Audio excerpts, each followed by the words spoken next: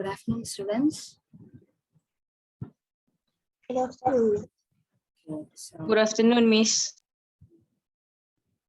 had your lunch? Not yet, miss. Not Yes, yet. Miss. Okay, nice. Oh, you're where are you now, Duga? You're in your hometown. Yeah, I'm in Qatar. Okay, okay. It's 9 a.m. here now. Okay.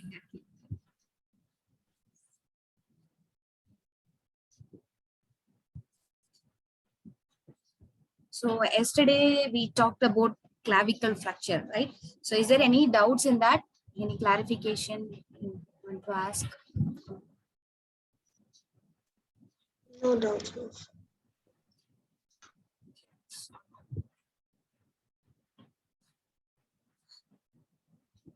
So this is actually generalized one. Alman's classification is he divides just a three, and then for this one and all, Craig's he divided or he subdivided further, more clarified these things or type 1, type 2 like that.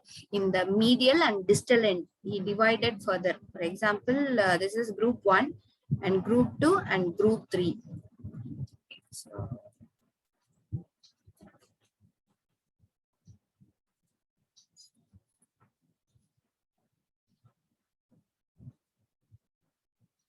and one more thing is here, you asked me, right? So abduction, you cannot extend or you cannot extend the abduction to not more than 80 degree, because why it is means all the important muscles like this deltoid, everything is getting originated, right? So it can disturb or that muscle contraction can delay the healing. Sometimes the pressure, excessive pressure in that, because very big muscles, so it can cause damage to your fracture healing. That's why it is restricted to 80 degree, and by end of 6 to 8 week we can start all the things, all the planes, all the movements. And one more thing is, for each and every fracture, it is different. The protocol is different. Okay, so sometimes if there is so much of muscle contraction or so many muscles are crossing in that fracture site, you need to restrict the active movement. Okay, only gentle active or assisted and passive exercise. You need to concentrate more on assisted exercise and passive movements. Okay, mild passive movements, and don't give over pressure also. Whatever the range is, you allow it. Okay, that is what in some fractures we need to start in this way. And the conservative management, when we give conservative management, if it is a stable fracture, stable undisplaced fracture, I want to clarify this thing. Okay, so anywhere, if you are going for conservative management, apart from like other than this surgical corrections, what it tells you that it is very stable and undisplaced fracture. So the healing and everything, there is no greater displacement also. Already the spacing is also, the gap between the fracture site is also very less, right? And it is also not displaced, it is not moved, because once it is displaced means there is a greater chance for displacement. But here whenever we are choosing conservative management, in that case it is undisplaced, there is no movement at all, so it can heal easily. So everything we can start little earlier only if it is stable undisplaced fracture. Okay, otherwise we need to extend it, or we need after confirmation, after clinical confirmation and after radiographic confirmation only you can start the any new techniques or any new how to say active movements or resisted exercise, whatever it is. The confirmation is very important. So today we are going to talk about shoulder dislocation. Okay.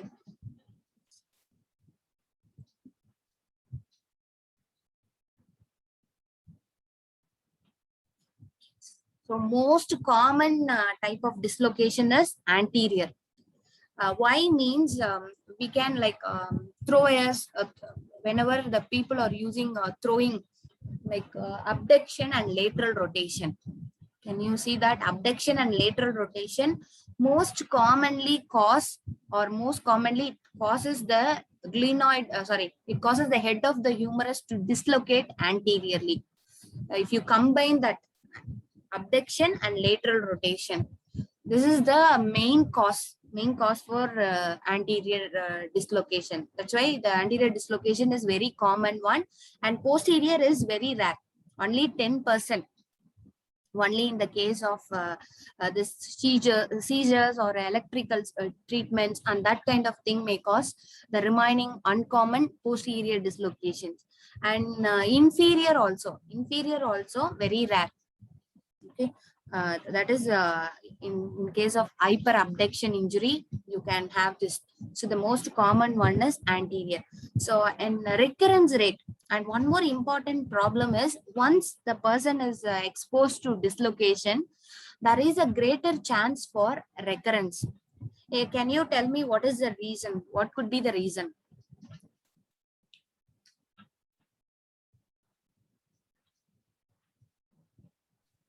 Miss, can you repeat the question, please? If once dislocated, if any patient is exposed to anterior any type of dislocation, it is very common that it is recurrent. Can you tell me what is the reason? Just tell me your opinion. Why it is recurrent?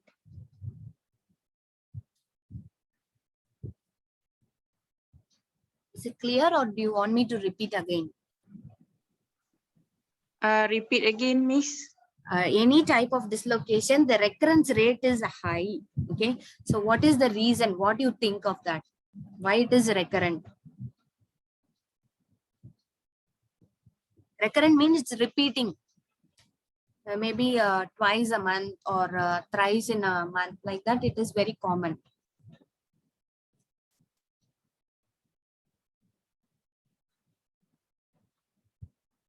Maybe it's because of the activities they perform on daily basis. But it is not prior to the incident, right? Once it's dislocated, it's very common. Already they are used to do that work.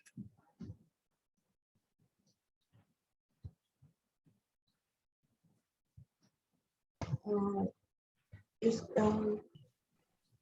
Maybe the because shoulder- of sport, Miss. Maybe because of Sport activity. yes, the shoulder is not. that is shoulder also not- one of, yes. The shoulder is not much stable after the dislocation. That is also one of the reason. Yes, you can. It's correct. Okay, so the repeated activity, sports activities, specifically that prone to that thing. And one more important reason is the ligaments and capsules get stretched and it becomes loose. Okay, once any dislocation occurs means your ligaments are not providing the adequate stability. Whatever the stability it provides previously, it becomes like it loses its how to say elasticity. It loses its elasticity, or it becomes too stretched. That way it becomes frequent. That is the reason. The ligaments and capsules are too elastic, or can you understand what I'm saying? It is not adequately provide stability. That is the reason. For example, if you are taking any elastic bands or anything, after some time it becomes very loose, right? And the same way, if your ligaments are like that, then there is a greater chance for dislocation. Another reason is already the shoulder joint is very unstable. So we depend on ligaments, capsules, and muscles. If anything goes wrong, if anything is not doing its work properly, then the problem also repeats. Okay, so age factor mainly because of activity level is high. So the age, like in the adults like age 20, the percentage of recurrence is 80 to 92. The age 30, 60%, and then after age 40, because of the activity level is also one reason is the activity level is reduced, and other thing is the ligaments and everything is not providing the stability. Okay. So after any dislocation, after specifically not any dislocation, specifically this common type called anterior dislocation, you may have two important pathological issues, pathological problems, right? So not only the dislocation means you can correct it, and just like that you can, what happens, that head of humerus is dislocating, right? Anteriorly dislocating means maybe it is impinging on some structures, some very sensitive structures. Okay, that will cause a problem. Okay. That is the two types of lesions, or the one is Bankhart's, another one is Hill-Sachs. Okay, so what does that means? This the detachment of the antero-inferior labrum from the bony. That is, all the dislocations are very forceful. Am I right? So it is rapid, forceful detachment may cause some damage to the surrounding structures. So here you can see that antero-inferior aspect. Just remember that. So some labral tissues are surrounding. Glenoid labrum is the outer layer of glenoid cavity, right? It is like a menisci. How the menisci will work on knee joint, like that it will increase the joint surface. It will deepen the joint surface, as well as it will protect or avoid the dislocation, avoid the displacement of head of the femurus, but head of humerus, right? So what happened here? There is a detachment. There is a problem with the one aspect, that is antero-inferior labrum may get detached. That is what we call Bankhart's lesion.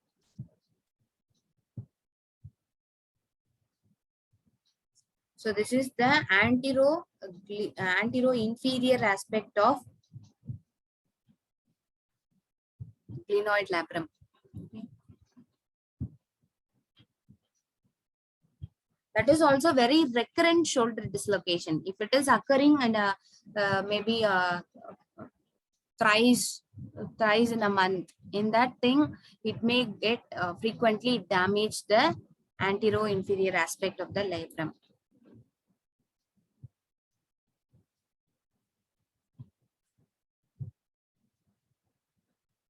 So you can see that here.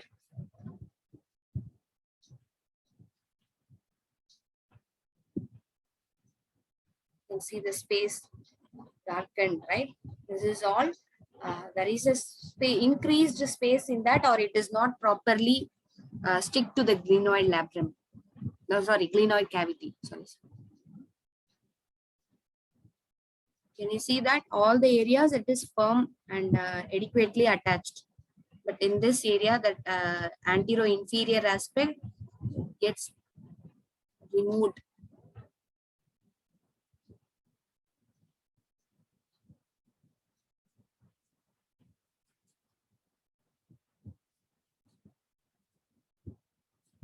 Okay, so it is a very unstable situation, and it is very painful also. You cannot complete the movement, and it's really a painful situation. So during that time, they need to do some surgical corrections and all. So here you can see.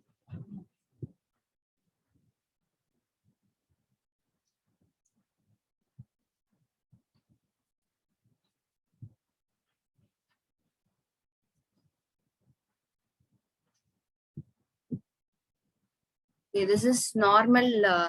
This is the glenoid cavity, and this is head of humerus, normal alignment.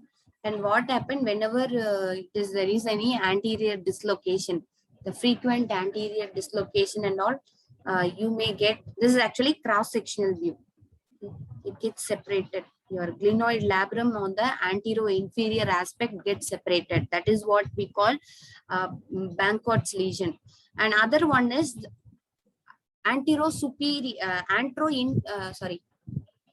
superior aspect of anteroposterior thing. Other lesion, Hill-Sachs lesion is occurring in this here. Here there is a rupture. Okay, that is what Hill-Sachs. The same problem, but the detachment occurs in this way, in the superior surface. Okay, so this is actually 4 o'clock or 3 to 6 o'clock position. Okay, Bankhart's lesion is from 3 to 6 o'clock from the clock, how it is arranged like that. And here this Hill-Sachs lesion, that's how we will remember. Okay, Hill-Sachs lesion is 11 to 1. This is actually timing, right? Now in the wall clock, you can see from 11 to 1, you have Hill-Sachs lesion, and from 3 to 6, it's Bankhart's lesion.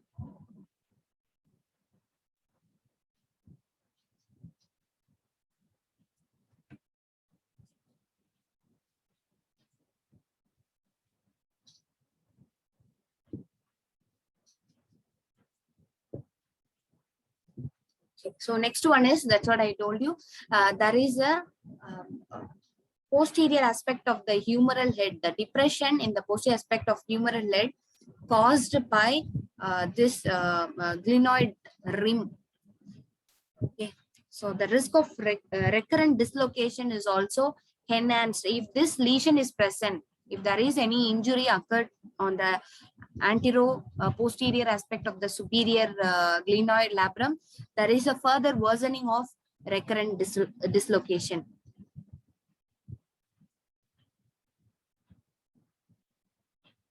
Okay, this is the one.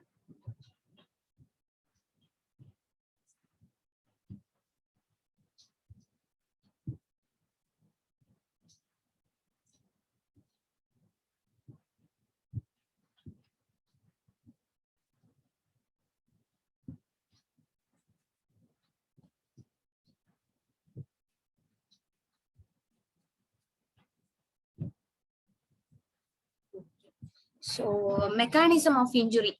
So mainly here, this also the main causes fall on outstretched hand, and sometimes the direct blow on the posterior aspect of the shoulder.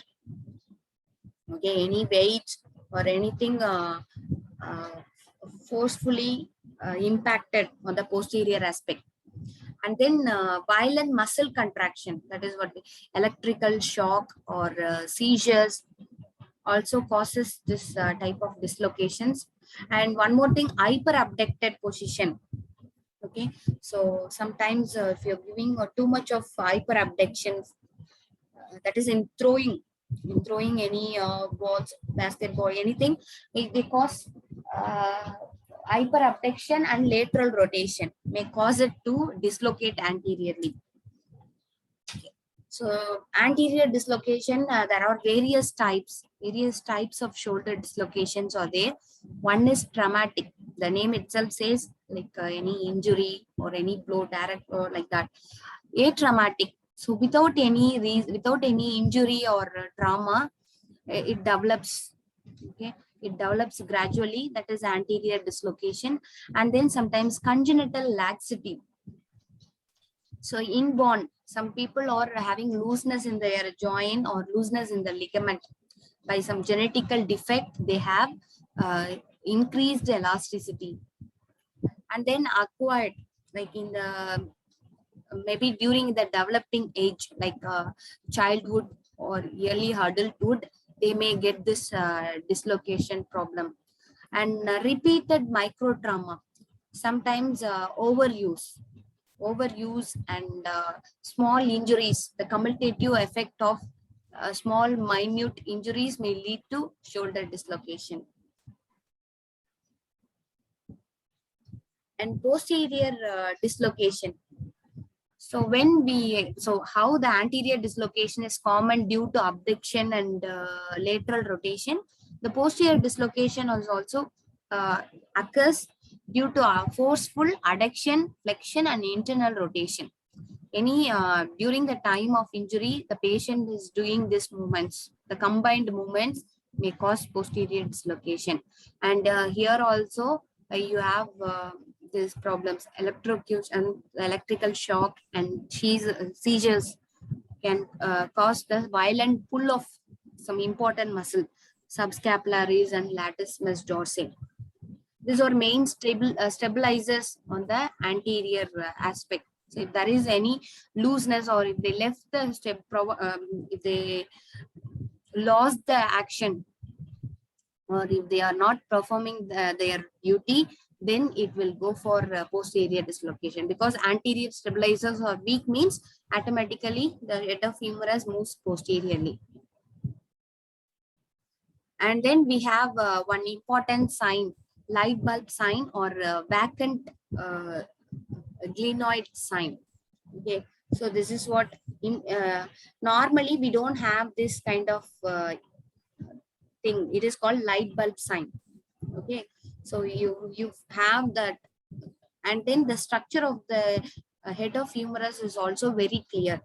Otherwise, in the normal X-ray finding, it is not that clear, and it is attached to glenoid labrum, right? So this is vacant glenoid sign or light bulb sign.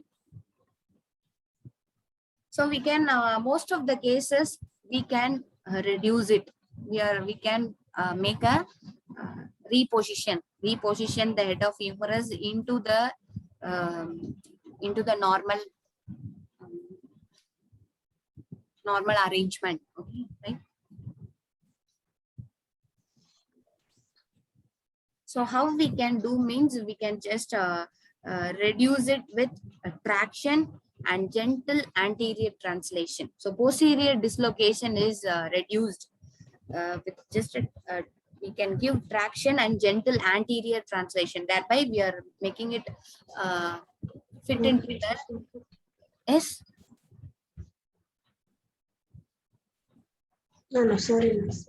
Okay, so reduce the traction as well as give some like how we give gliding, anterior gliding. In the same way, you can correct it. And one more thing is, and you can avoid external rotation and flexion also. And then we have shoulder inferior dislocations, like very common in hyperabduction injuries. Very common in hyperabduction injury, but the arm presents in a flexed, asking a question posture. Okay, it is it looks like in the X-ray, it looks like asking a question mark. And because of this inferior dislocation, we have other associated injuries like nerve and vascular injuries.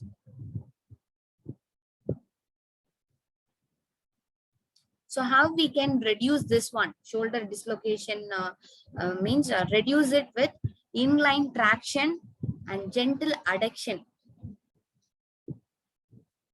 Okay, I will show you how to. There are various techniques for each and every dislocations. It is very important for first aid purpose, and anybody is coming to you with like immediately we need to take measurements, right?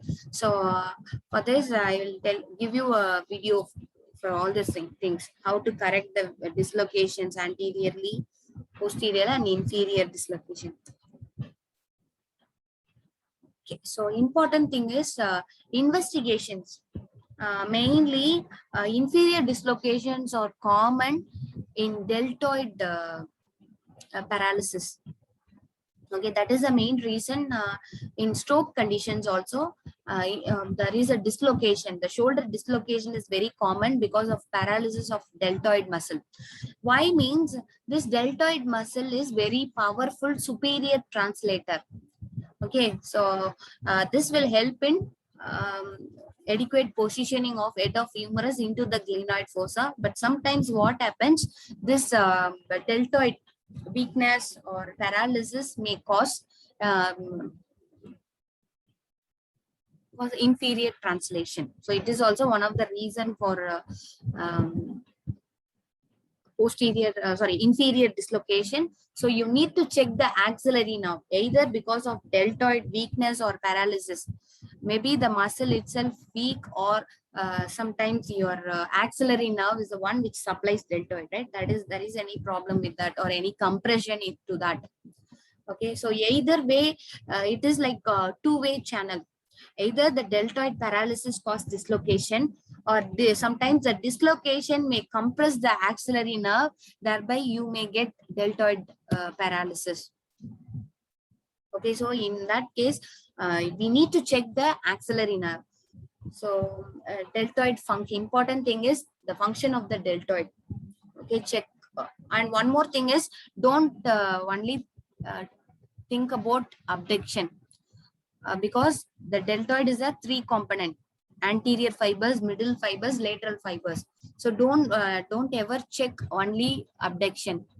Flexion and then extension also. So the posterior fibers will used for extension, and anterior flexion is working like anterior fibers of deltoid is working for flexion. So check all the fibers separately. You need to check and then isolate the which component is weak. Okay, and then you can check other nerves also. Some other nerves also gets compressed sometimes, like biceps, and then that is musculocutaneous nerve. Very commonly after axillary nerve, you can have this muscle also. The weakness of this nerve causes biceps weakness or paralysis. And so how we can examine this means, biceps, check the biceps, brachialis, one more muscle is there, coracobrachialis. 3 muscles are supplied by musculocutaneous. So all are elbow flexion and mild shoulder flexion. Okay, you can check that. And then anterolateral forearm sensation. So you can check the forearm aspect. That is a sensory supply. Okay, either way, we can find out is there any nerve compression, and immediately you need to get the proper treatment for that. Maybe electrical stimulation, or correcting, first of all, correcting the how to say, reduce. We call it a reduction. Reduction means we are returning back to the normal alignment. Whatever it is abnormally located, we are reducing it. So hereafter I will say reduce means we are making it to the appropriate position. Okay, so we can give immediate measurements like reduce the head of humerus, or sometimes what we can do is any improvements to improve the muscle power, to improve the sensations. We have to take some treatments. And then the radiographic findings. So what are the X-ray we need to take? Or true AP shoulder anteroposterior view, and axillary lateral and scapular Y, and striker notch view. Okay, these are all various angles in which we can take radiographs. So important thing is that light bulb sign or vacant glenoid sign. This is very important for finding out the posterior dislocation. And one more thing is other injuries. So other associate not only with the nerves, okay, other tissues and bony components also gets involved in this type of dislocation. That's what I told you. Bankart's and Ilsak's lesion, or sometimes the glenoid, the forceful dislocation may cause the glenoid fracture also. Some piece or some portion may get fractured. Or greater tuberosity. These are the very common bony alloy changes. Okay, Bankart's, Ilsak's lesion, glenoid fracture, greater tuberosity fracture. And soft tissues. So we have subscapularis tear, okay, or rotator cuff tear. Not only subscapularis, any other muscle also in the rotator cuff may get ruptured.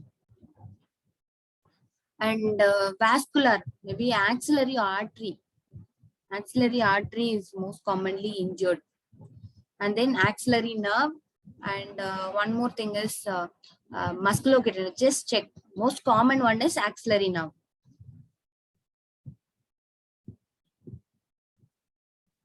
management. So here we have non-operative treatment and operative one. A non-operative management is like closed reduction. Closed reduction means without any surgical opening and all, just with the manipulation or just with some rapid movements, we are settling the problem. Okay, so after finding out radiographic or either through radiographic findings or clinical examination, you can reduce it. But sometimes what is important means sometimes it's too painful. It's very painful and they struggle actually. So in that stage, to elevate the pain, to control the pain and all, we need to give appropriate anesthesia. Otherwise, the pain is uncontrollable. It's not bearable at all.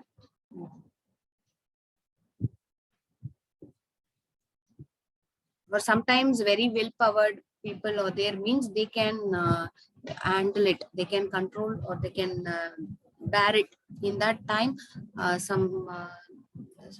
otherwise take proper sedations. And we have different methods, and that's why I told you there are various reduction techniques are there. Traction, counter traction, okay, and then Hippocratic technique. It's a very old one. From long back we are practicing this, and some other new techniques, Milch technique, Stinson technique, and scapular manipulation. Okay, so I will show you that each and every one, then you will get the idea.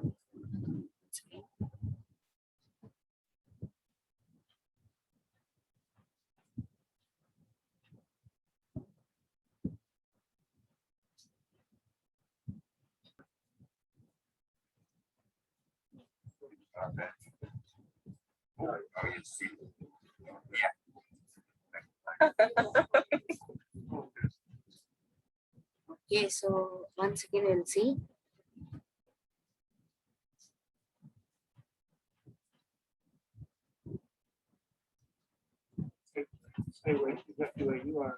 Fully adduct it, okay? Fully adduct the humerus. And chest out and shoulders back. Everything relaxed.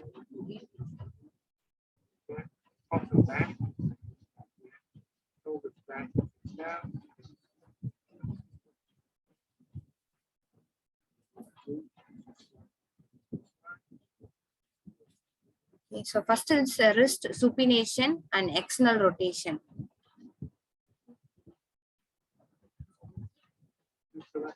First maneuver is wrist supination and external rotation until resistance is felt.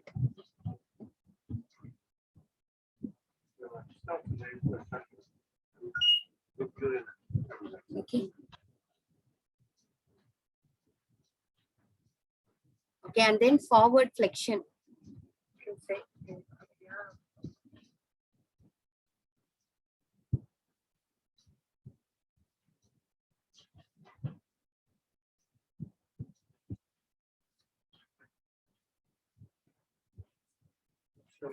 And then internal rotation.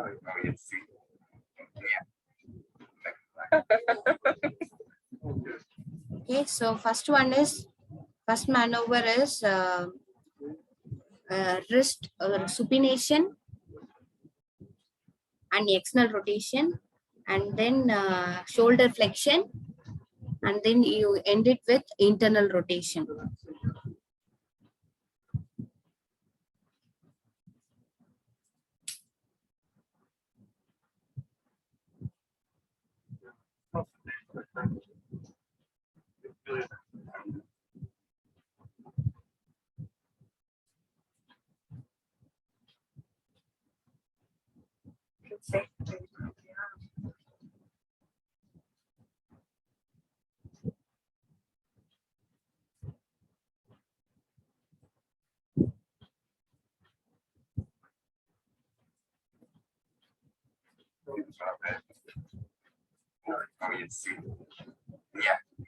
Okay.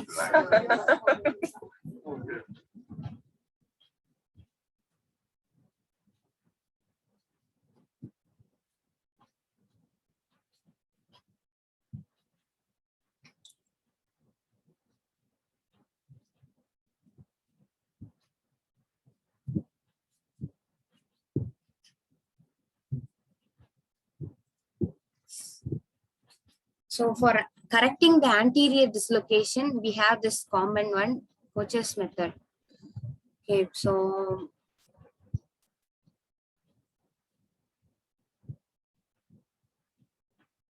one thing is you can give longitudinal traction. Sometimes this is also works. Okay, so mild abduction. Okay, and then in this direction we need to pull the trunk. Okay, this is also one method. Actually, once again, longitudinal traction is applied with the arm in. Maybe if you want, if you have any assistance, anybody is there means we can use this. Otherwise, this maneuvers, 3 maneuver technique can be effective. Okay, so the longitudinal traction is applied with the arm in slight abduction, and the person who is carrying the limb should give traction. The assistant provide counter traction by a folded sheet or towel passing through the axilla. So both way, you also give slight traction, and in this way, the opposite direction also, the other assistant should pull.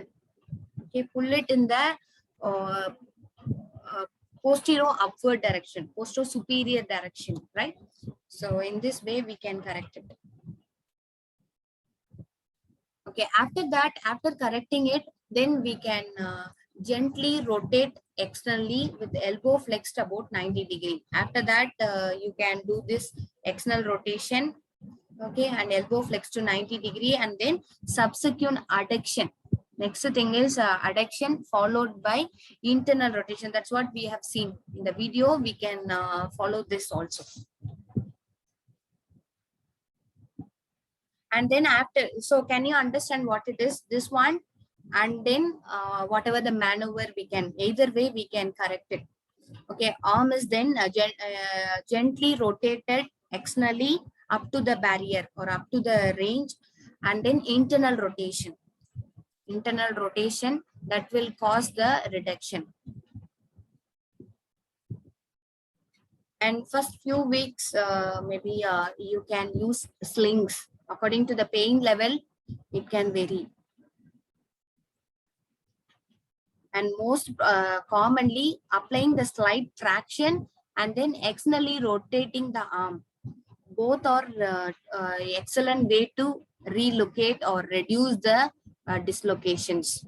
That is specifically posterior dislocation.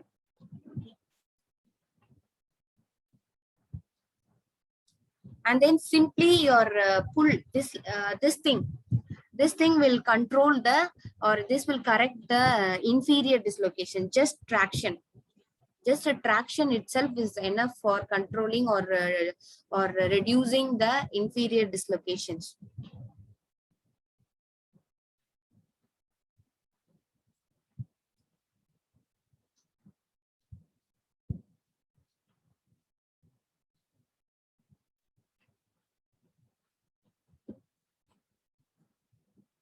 Okay, we have this one is counter traction or Koch's method, right?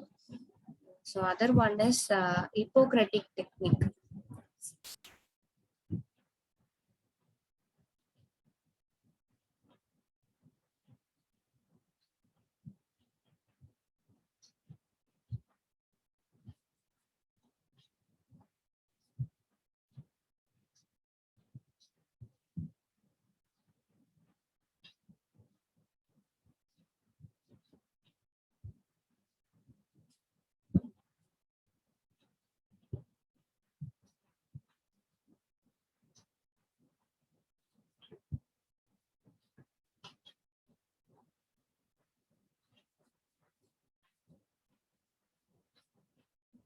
Demonstrate the concept. When the patient presents with a dislocated shoulder, they'll usually either be holding the affected arm towards the side or supporting the affected arm with the affected leg. It's important before we start any of these maneuvers to remember that with these things nice and slowly and gently, relax the patient, take things very slowly, don't pull, and remember the scapular position. So during and at the start of the maneuvers, it's important to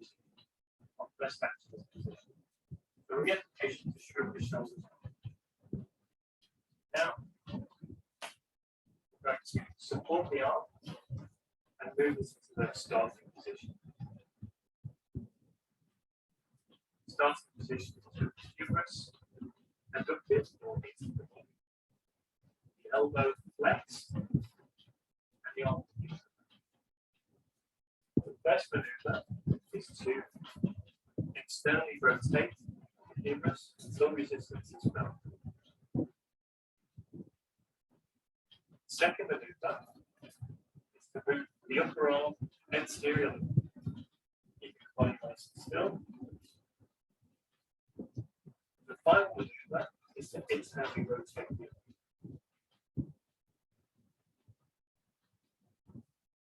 that completes counter.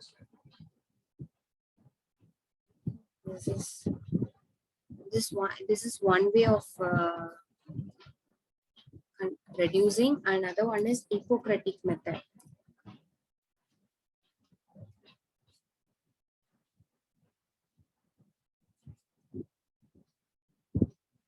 So friends, today I am going to demonstrate a technique of shoulder reduction, which is called Hippocratic method of shoulder dislocation. This is a method in which you can reduce it on your own. So one person can reduce dislocated shoulder. It is quite easy to do, and if you are stuck in a place where you are on your own, this is the only way where you can. This is one of the ways where you can reduce the shoulder dislocation.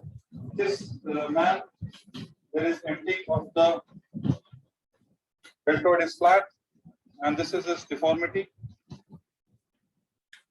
and he is in pain. So all I'm going to do is to reduce the shoulder using Stimson's using Hippocratic maneuver. So for Hippocratic maneuver, you keep your arm inside abduction and you put your feet under in the axilla of the patient, and then that's it. You can see that it's nicely reduced. And if after reduction, you can easily put the hand of the patient on the opposite shoulder, that means shoulder is reduced. We saw this video about Hippocratic method of reducing shoulder dislocation. It's quite easy, and as I said before, it can be done with one person. If you see this patient had a shoulder dislocation and also had a small fracture of the gluteus velocity. However, after reduction, if you see here, this is falling in place, so we didn't fix it, and it's a very small fragment. If you're a patient, it will give you some insight about what the surgeon does when he is reducing the shoulder. So thank you for watching this video. Do share it and like our channel. There is emptying of the deltoid is flat, and this is his deformity,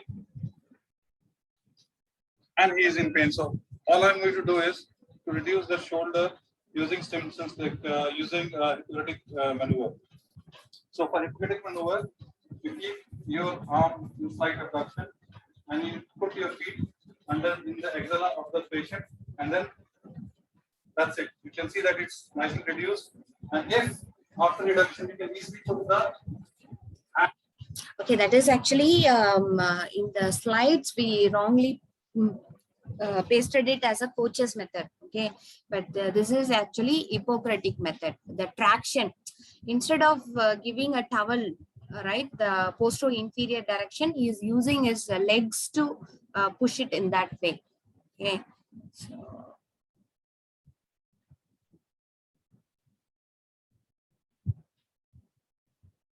so the traction, counter traction, that is one sheet wrapped around the patient and other around the reducer. This is one method. Okay, in the same way we can do it like how the person did it, right, that surgeon, right? You have to pull it and then using his leg. If he's only one person, there, then we can correct it this way also. And then other method is Stimson technique. Stimson technique.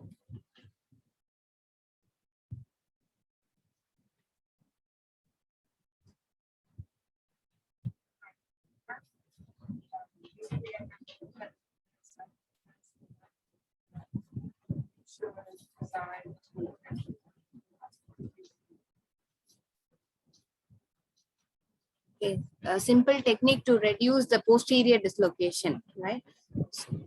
So Stimson is for posterior, Compliments and compliments. Everyone just posterior dislocation, and one more thing is there. Mills technique. So the arm is abducted and externally rotated with thumb pressure applied to the humeral head. Okay, so let's see.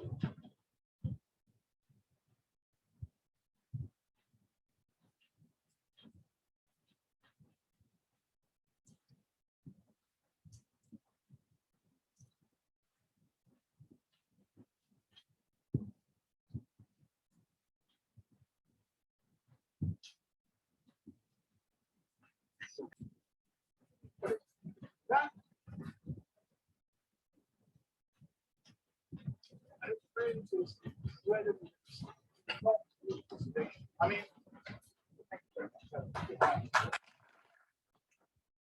Okay, so this is Mills technique is for anterior dislocation.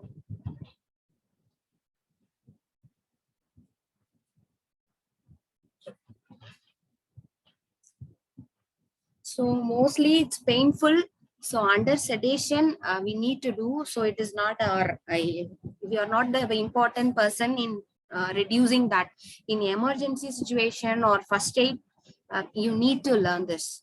Okay. Otherwise, there is no need for that. We have our role is in the rehabilitation part. Okay. Just understand that what are the reduction techniques available to reduce the shoulder dislocation. Okay. Simple.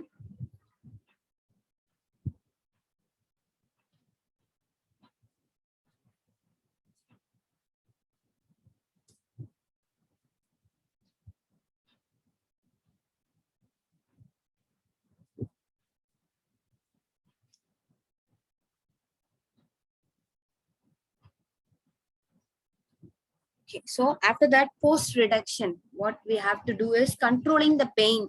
The pain is very severe. We cannot manage that. So pain control and immobilization for 10 days. Then we can start the progressive range of motion exercises. Okay, and then for confirmation, you can take X-ray to find out whether it is reduced perfectly. Okay, these are all the post reduction. And then operative indication when we need to do surgical procedure means first one is after doing any techniques, any reducing techniques, it is still irreducible. If we cannot correct it means maybe any soft tissue placements. Sometimes it is hindering the reduction. Or displaced greater tuberosity fracture. Sometimes it is display the greater tuberosity may displaced in a like more than 5 mm. Okay, and then the glenoid rim fractures bigger than 5 mm. That is one reason, and also elective repair for younger patients. Okay, it is needed. Sometimes the recurrence rate is high in adults, right?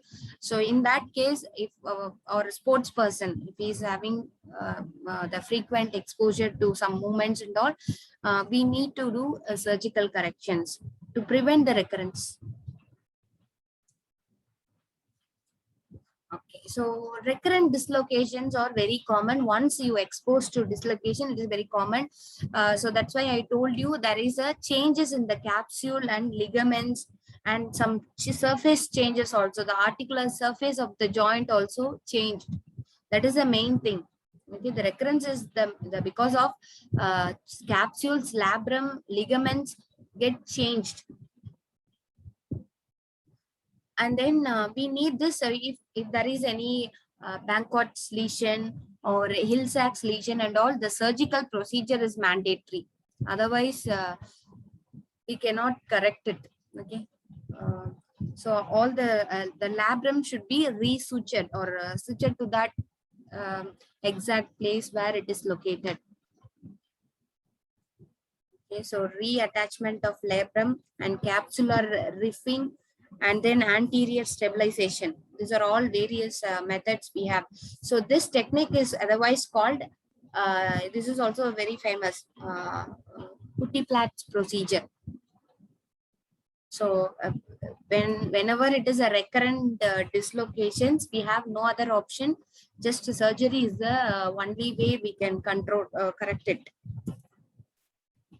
So the Bankard's repair, the Bankard's lesion is from 3 o'clock to 6 o'clock position, right? So anterior inferior direction. So in this thing, we have to do this Bankard's repair or Bankard's procedure.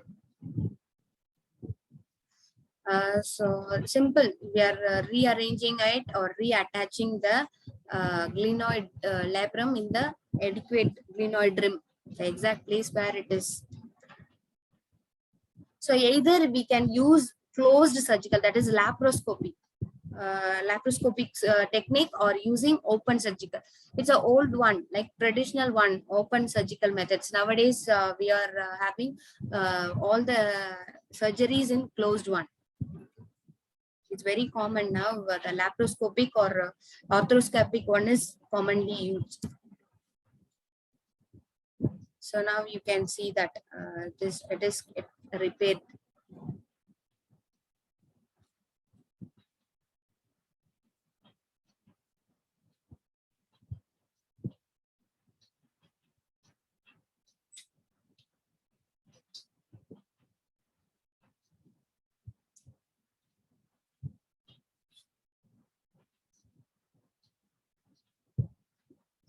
So after recurrent anterior shoulder dislocation, we have another procedure called this one, Putty-Platt procedure. In this one, what we are doing is the subscapularis muscle. This procedure, the tendon of the subscapularis muscle is dissected, and then you reattach it to the head of the humerus. Okay. So it is also one of the thing that what is the reason behind it means we are making it close to the head of the humerus, is moving closer to the shoulder blade. So what is the drawback when we are doing this way, like we are making it little more closer. The tendon of the subscapularis, mostly it is in the lesser tubercle, right? So we are doing it in little more closer to that, like in the head of the humerus. Just we are place it little more superior. So thereby your external rotation is getting restricted. Because of this thing, we have some drawbacks here. So then there is no use in that. Mainly the throwing athletes and all, their main advantage is external rotation. Otherwise, it's very difficult. So this has some problems with that. This procedure has lots of drawbacks.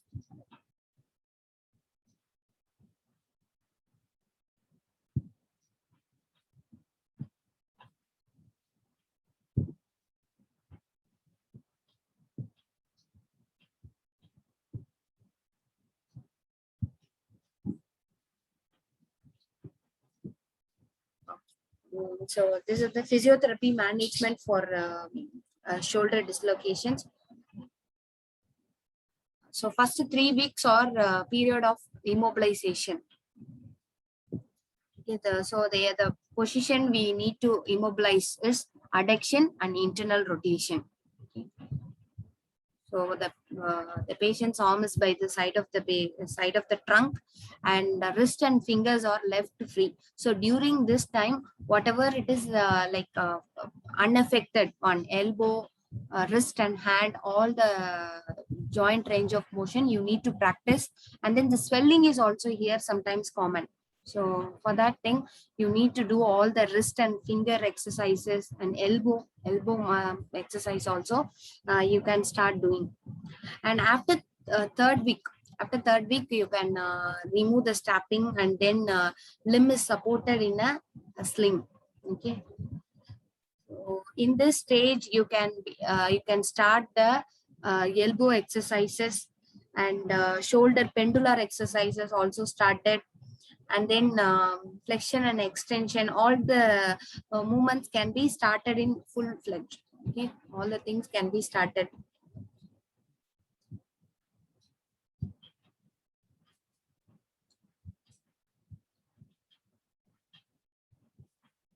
So one more thing is there is a greater chance for, if you do the same apprehension movement, like there is a greater chance for dislocation again if you're doing abduction and external rotation.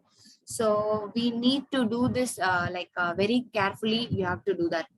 Okay, start with passive movement. So for this thing, always because the abduction and external rotation can be done passively.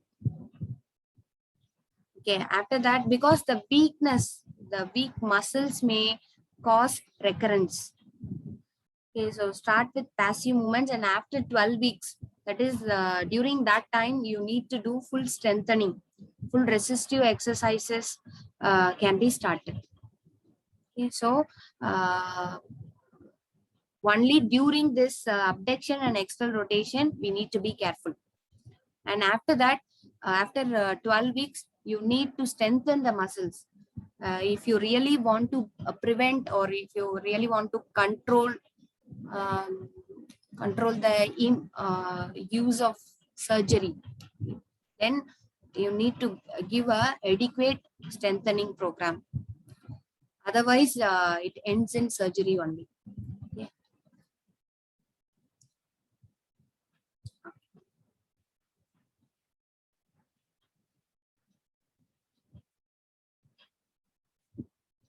So that's all about the dislocation. Maybe we'll have 10 minutes break. Okay.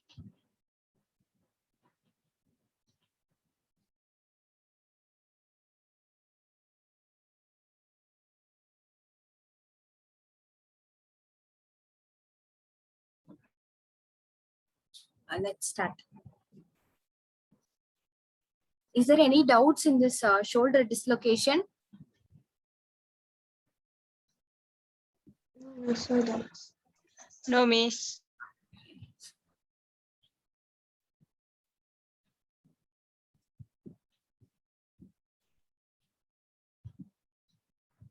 So we need to start this the proximal humerus fracture. Okay, like till this one, this anatomical neck. Okay, till that level, any type of fracture comes under the proximal humerus fracture. So here, this is impacted and this is displaced, right? So in this thing, this is more stable compared to this type of fractures.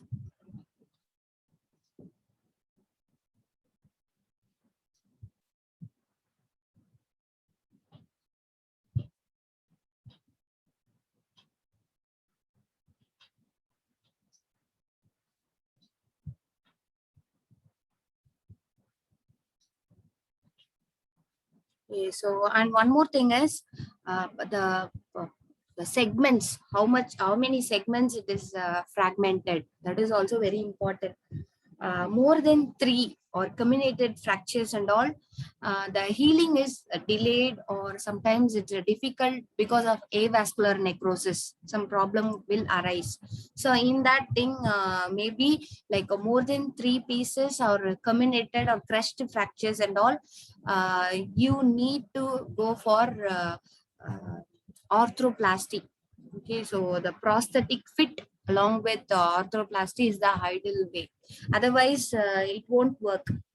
Okay, so only when it is needed, means this arthroplasty or some kind of implants, the prosthetic implants, or like in this thing, a non-union is very common after more than 3 fragments or some crushed injuries, crushed fractures. Okay, it may break into more than 3 pieces. In that situation, avascular necrosis and non-union are very common, as well as the rehabilitation process is also delayed. So in that case, they need to do implants. And one of the common fractures of the humerus, and the incidence is also higher in elderly population. Okay, like after Colles fracture in women, this fracture is also very has a higher incidence. Okay, and then the females 2:1 incidence than males. Okay, and here also the most common mechanism of injury is fall on the outstretched arm, or from standing, or from any heights. Okay, or from standing heights. Maybe falling on outstretched hand from higher heights. That's what that sentence means. So what it indicates that if it is a low impacted fall on outstretched hand, means maybe the fracture at the wrist level or forearm level would be there. Or the high impacted one or high forced one may cause the more proximal fractures. So here also maybe far from height, maybe from any heights, if he is a fall from any heighted place, then it will cause proximal humerus fracture. Yeah, that's what young patients typically present after high energy trauma, motor vehicle accidents. The most common one is this. Okay, here also we have needs classification. Okay, this is very important, like how we classify the clavicle fracture. Here also the needs classification will divide it, or we can separate it. It is little bit easy to type the fracture. Okay, so it's a 4 parts. We have a greater in the anatomical neck, whatever it is in the proximal aspect of anatomical neck. The 4 important structures are there: greater and lesser tuberosity, shaft, and humeral head. Okay, so these are the 4 important parts. And in this thing, like we have 2-part fracture, 3-part fracture, and 4-part fracture. Okay, so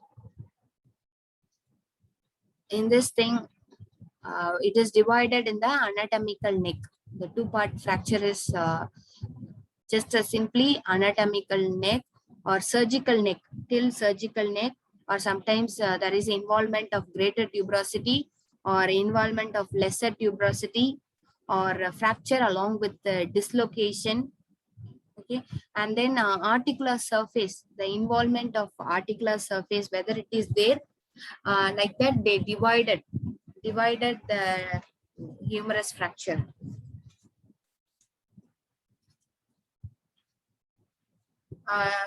Along with that, once again, along with that anatomical neck, we have the inclusion of surgical neck also. Sorry, so till surgical neck, not anatomical neck, till the surgical neck, we call it it's a proximal humerus fracture. I told you anatomical neck till surgical neck.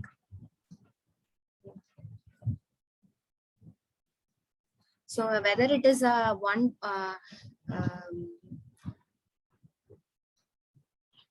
2-part fracture, 3-part fracture, accordingly the management also varies. Okay, so always the 4-part fracture, you need to go for surgical one. Okay, so the 2-part one, we can according to the dislocation and whether it is displaced or undisplaced, and age factor, everything, and activity level, so everything will decide in 2-part whether we can go for surgical correction or not.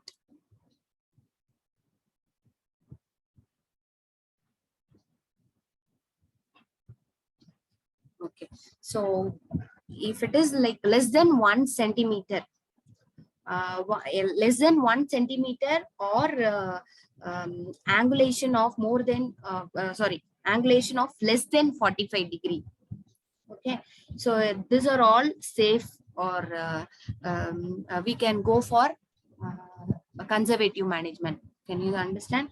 So if the fracture displacement is less than 1 centimeter, and angulation is less than 45 degrees, there is no markable changes in the angle, means you can go for conservative management. Okay, otherwise we consider it as a displaced one.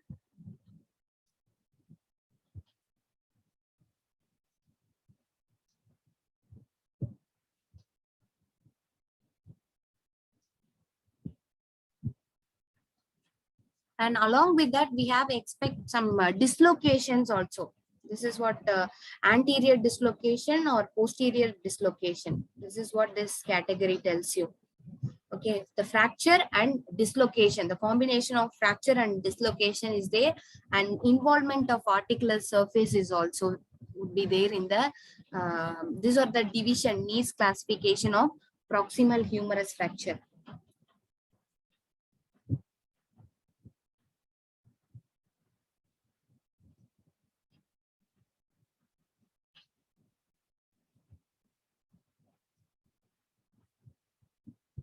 So all the things, this third level, third part is always involves that angulation. There is a displacement and angulation of head and shaft. So that is the problem. In the third type, three-part fracture is angulation of the head and shaft with involvement of either one thing is angulation. There is a change in the angle. And then one more thing is either greater tuberosity or lesser tuberosity should be involved. Then we call it three-part displaced fracture. Can you understand? So one thing is angulation. There is a change in angulation, and then we have involvement of either a greater or lesser tuberosity. Okay, so this is the three-part fractures. All the three-part fractures have in common is this one. Angulation change as well as greater tuberosity or a lesser tuberosity involvement. And then four-part fracture involves all the parts, and then displacement and angulation, either displacement or angulation of all the four parts: lesser trochanter, lesser tuberosity, greater tuberosity, humeral shaft, and humeral head. All the components are separated, means it's a four-part fracture. Either okay, so additionally it is displaced or angulated, and then all the four structures are involved in or separated, then we call it four-part fracture.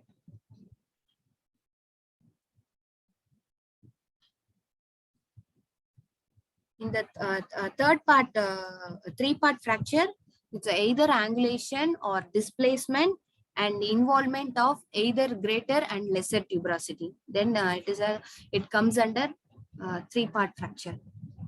Or any one portion or any one part is getting separated, we call it two-part fracture.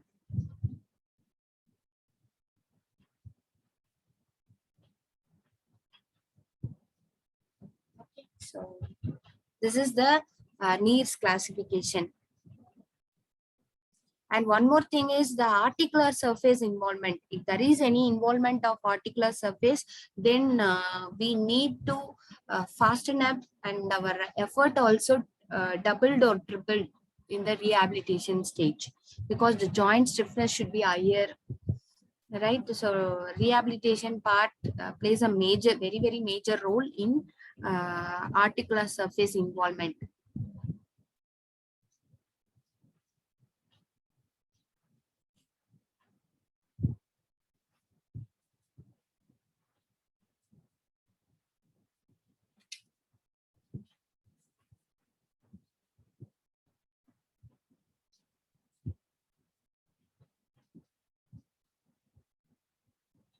Okay, one part means undisplaced, stable fractures. All the stable fractures are one part. Okay, we don't have any displacements.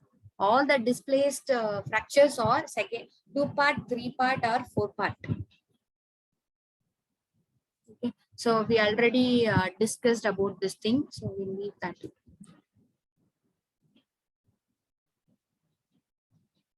So here, greater tuberosity and surgical neck, lesser tuberosity and surgical neck. And this one is very common, the classic.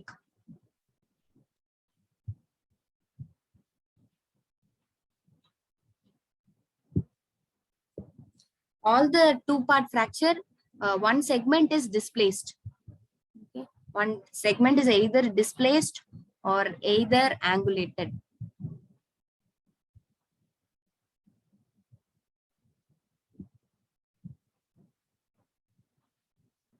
So maybe either it is a greater trochanter, the division may comes in greater trochanter or in the surgical neck or in the lesser tuberosity.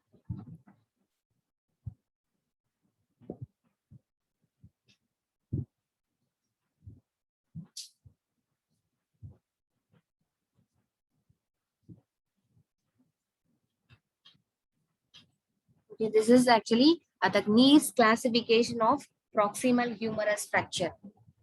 Now we are moving on to the investigative procedures. So the main thing is the pain and crepitus would be there, heavy pain, intolerable pain, and then always the keep the arm held close to the chest. Okay, or they support it with other hand. Okay, this is the typical sign. They have the fear of doing the movement. That is the apprehensive sign. Always make it the arm is by the close to the chest and support it with other hand. And then the intolerable or heavy pain and crepitus is detected on palpation. Okay, and one more thing is here the neurovascular exam is very, very important because the axillary artery, axillary nerve, everything is wind up in this location. Okay, it's a very crucial area where most of the major nerves and vessels are crossing. Okay, so like neurovascular exams are very, very important. Okay, especially axillary nerve. Here also the axillary nerve has a greater chance to get injured. Okay, so check for the deltoid, and is also the three aspects of the deltoid should be checked. And one more thing is don't confirm the sensory nerve axillary nerve problem with only the deltoid testing. Sometimes what happened, immediately after fracture, you may expect some kind of spasm and inhibition of the deltoid. They may, in shock, they get contracted. They don't. It is called how the quadriceps inhibition. Like that, the deltoid also goes for inhibition. They won't contract. In that stage, you need to check with the sensory examination. The true, if it is matches, both sensory examination and motor examination matches with that, then we can confirm that there is an axillary nerve injury or axillary nerve damage. Otherwise, only with the deltoid examination, we cannot confirm that axillary nerve is getting injured. So the careful neurovascular exam is important. And it is very common in all age groups, like especially elderly as well as in children, it is equally common. But only thing is after Colles fracture, females, elderly females are exposed to this type of proximal humerus fracture, or in the young adult in the motor vehicle accident, we are getting the high impacted fractures. And the other signs are the shoulder is painful, swollen, and locally tender. And maybe you have some bruising in the arm, chest wall. Okay, so if it is a severe eye impacted injuries, you can have some other discoloration, bluish discolorations around arm and chest area. And one more thing is the apprehension. The apprehension is a clear sign that the person is having any fracture. Okay, apprehension means the fear of movement. Okay, when you come close to the arm or shoulder region, they feel that there is a fear for that, fear of touching them or fear of completing the movement would be there. So that is also one sign. And one more thing is the all the majority of the posterior aspect of brachial flexus may get injured. The main nerve is the posterior aspect. You all know that radial nerve. Okay, so the radial nerve also has a greater chance to get injured because in this type of fracture, the posterior aspect has a greater chance compared to anterior the problems. So here the posterior aspect, we all know it is a radial nerve.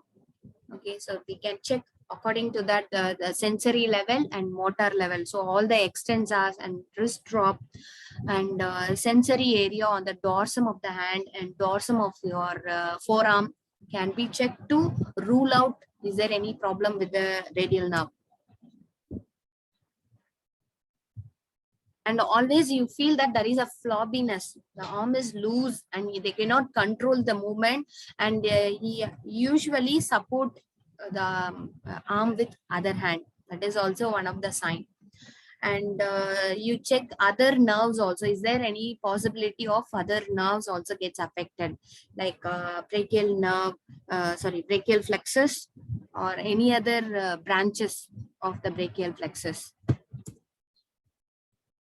Okay, so minimally displaced or undisplaced or impacted fractures, everything that is one part fracture. All the one part fracture, you can go for sling immobilization and yearly mobilization. These are the advantages of undisplaced or minimally displaced or stable fracture. Okay, just give a sling support and sling immobilization, and you can start yearly. By the end of second week itself, we can start doing some active movements and all. And two-part fracture, all the displaced fractures, all the displaced or angulated fractures, we need some surgical corrections. So if it is an anatomical neck fracture, then we can go for open reduction and internal fixation. Okay, so and then if it is a surgical neck fractures, if there is any involvement of surgical neck level and it is a minimally displaced surgical neck fracture, but it is not more than 2 mm, then we can treat it conservatively. And if it is more than 2 mm of displacements, you have to go for open reduction and internal fixation. And one more thing is this 3-part fractures. You need to do this open reduction and internal fixation. Surely there is no other option because it is very unstable. Because of that, so many muscles are crossing here: rotator cuff, deltoid, and biceps. All the muscles are there. So if it is more than more than 2 parts, means you have there is a different muscle forces, so it can displace further also. So this fracture segments may loose or unstable. So you need to do this open reduction and internal fixation. And 4-part fracture. So I told you this 4-part fractures, that is crushed or comminuted fractures and all. It is so unstable and delay. It takes longer time to heal and all. And very active engage people means if it is a engaged people, you can go for open reduction, internal fixation, or you can go for hemiarthroplasty, that is implants. You can go for implants in the elderly. Because this multiple segment fractures are having a high incidence of avascular necrosis. Otherwise, it is not very common. In this area, the humerus is not very common for avascular necrosis, but only if it is in the crushed or comminuted fractures or compound fractures, not compound fractures, more than four segment fractures, you have avascular necrosis. There is a higher chance for that. Okay, so sling support, I told you when we can go for sling support means non-displaced, impacted, or minimally displaced. Okay, this 3 categories. If it the minimally displaced means less than 2 mm. Okay, then these 3 categories are surely go for conservative management. Okay, you have this immobilizers. Okay, here we have full restriction, and then the limb is in internal adduction and internal rotation. Sometimes the abduction restriction is so severe. That's why nowadays we can get some kind of abduction to 20 degree like that. We are now allowing the abduction to some degrees to prevent the severe contracture of abductors.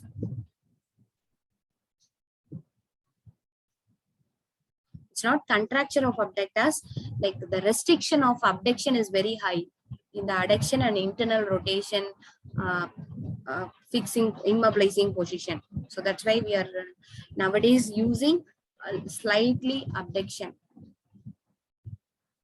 Okay, open reduction and internal fixation. So we have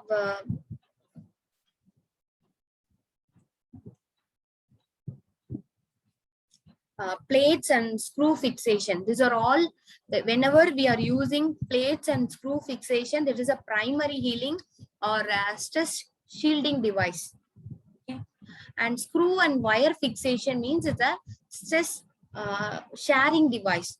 So you have callus for, there is a great, in this type of management, you can have callus formation and it is more stable. But the plates and screw fixations means it is it goes for primary bone healing and no callus formation.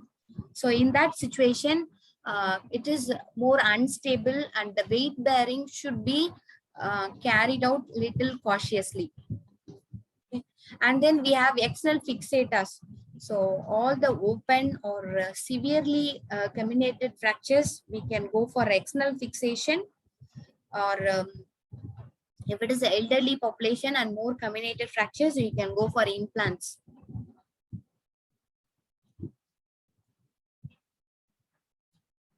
So this is what we call it, stress shielding device.